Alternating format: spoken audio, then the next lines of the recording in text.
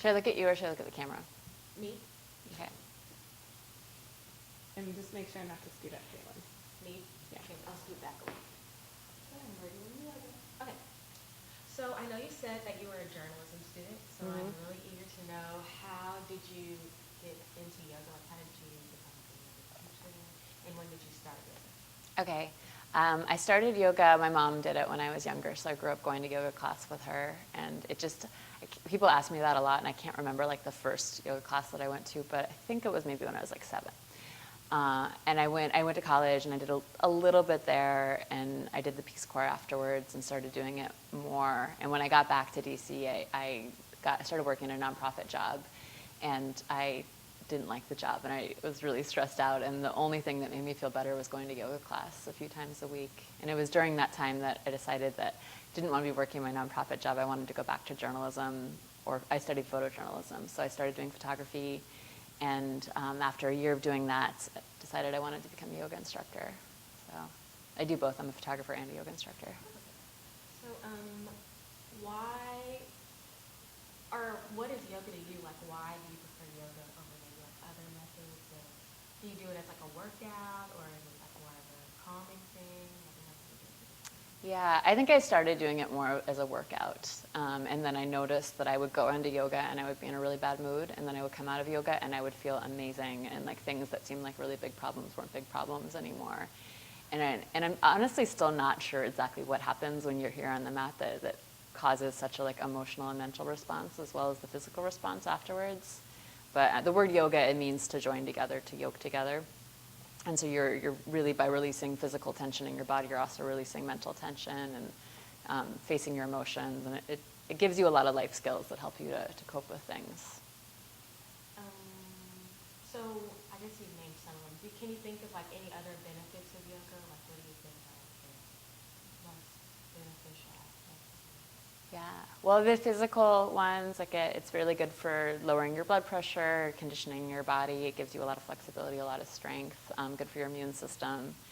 And I think in the emotional aspects that like you're doing these poses, sometimes really difficult poses, and having to show up and keep trying even when it's hard, having to be patient with yourself, having to back off when things get to be too much. So it's a lot of skills that you need to learn how to deal with those uncomfortable moments in life. And like at the heart of it all, like the yogic philosophy, it teaches that we're not just our jobs or our friends, or that we're something deeper than that. So just getting to have time to really connect with that deeper part of ourself is, to me, the most powerful thing. So is there a specific age that you feel like people should start yoga, or everybody should do it? Do you think it's a specific type of person? No, I think everyone should do it. I teach yoga to homeless people. I've done it for the past 2 years, and every body type, every injury, people sleep on the streets, and it's the benefit. I mean, the benefit is the physical release, but the benefit is also that I don't know anyone in this world who doesn't need to kind of drop the facade sometimes and just really take that time to connect with themselves and get past our outer exterior appearance in the world. So you said how or where do you teach the yoga? Is it like a specific venue? It's a homeless services program called Thrive DC. It's up in Mount Pleasant area. And they have breakfast, and they let people in at 8:30 in the morning, and then they serve breakfast at 9:30. So I come in that hour between when they let people in and do yoga. Okay, so this is more of like since I've told you before this, I've done yoga here for like 3 or 4 times, so I'm kind of like new to yoga. So yeah. I guess my question is, what advice would you give to people like just starting out? Because you can get really discouraged in the first class. So what would be your advice? I think the advice I give to people that I think is really good advice for anybody is don't feel like you have to do what the person next to you is doing, that you're going to come to class and you're going to end up next to somebody who can do a handstand in the middle of the room or is extremely flexible. And I think people get into problems when they start to compare themselves to that person. And I think it's the same if you start to compare yourself to your office mate, you're not going to be happy, you're not going to enjoy it when you're working. And then also to realize it's almost like another language, like all of the poses that you learn, and especially in the more vinyasa flow practice, where the poses change a lot quicker. Just to be patient with yourself, do what you can, rest when you need to rest. So I know like right now there's like a hot yoga craze. Like, hot yoga. Like what do you think about like hot yoga? Do you do hot yoga? Do you recommend it? Do you think it's bad? I think it's good for some people. I think some people have a little too much heat already. They don't need to add extra into that. I've done it before, like the Bikram yoga. I don't think that can ever be my practice.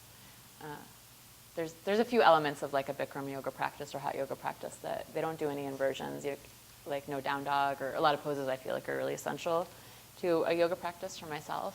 But whatever gets people practicing, and people love it though. They get very addicted to it when they do it. And then I know like a lot of people that practice yoga are like very like into like I guess like holistically living better. Like are you into like I guess like nutrition and like different things like that? Do you think that plays a important role in like doing yoga? I think so. I think it's hard to do this practice a lot and really, because what this practice does is it teaches you how to be very sensitive to your body and your mind and your emotions. And then when you're giving your body a lot of crap, like you're going to feel that, like your body's not going to feel good. You're going to be tired. You're going to be moody, and you start to notice. Like I still like indulge in things I know that aren't good for me, but I really notice afterwards, and it's a different than before when I did yoga a lot. I think it naturally lends itself to being a little healthier overall. Well, thank you so much. Oh, but can you say your name and spell it? Yes. Okay, my name is Gracie, Gracy. My last name is Obuchovic, O-B as in boy, U-C-H-O-W-I-C-Z. Yeah. Thank you. You're welcome. Yeah, good luck. What's your last name? It's Polish. Mm-hmm.